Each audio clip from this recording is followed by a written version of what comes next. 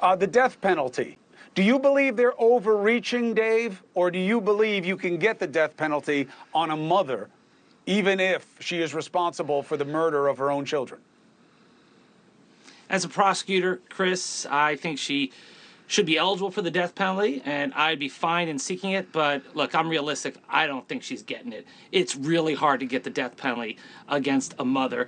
And I think when it's shown how the evidence that she murdered her kids, I think will actually play to the jury's belief that this woman is crazy. There's so much evidence of mental illness. And so I think that she will not get the death penalty no matter how hard they try. Now, that's different for Chad Daybell, mind you, the gravedigger, as I call him, who became a cult Doomsday writer. Well, I think he is more likely to get the death penalty, but for Lori, I think she'll be spared.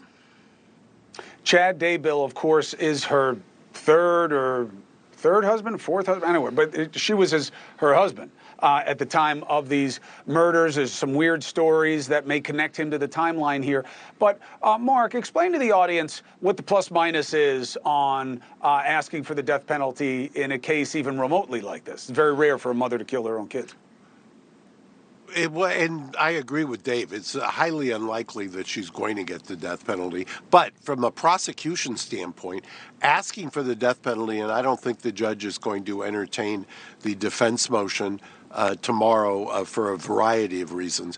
But the asking for the death penalty does, as a practical matter, condition or give you a jury that is more pro-law enforcement. The people who believe in the death penalty are generally, according to most studies, affiliated or share the similar belief system as law enforcement. So it gives the prosecutor an edge. I will cite back to the Scott Peterson case. The death penalty there was reversed, the case I tried, because the judge used the wrong standard during the jury qualification and basically excused all jurors who didn't believe in the death penalty, which is verboten under the U.S. Supreme Court. And speaking of the U.S. Supreme Court and tying this back up, they're arguing that because of her mental illness that she should not be eligible for the death penalty. So far, the Supreme Court, U.S. Supreme Court, has ruled that mental infirmity of the type where it is mental, somebody who has a very low IQ, for instance, should not be subject to the death penalty because it undermines the effects of what we want the death penalty to send out.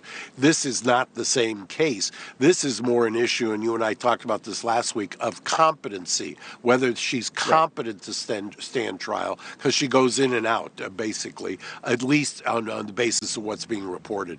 Hey, thank you for watching. Please go to newsnationnow.com, newsnationnow.com, and you can find News Nation on your television provider. And don't forget to click the red subscribe button down below.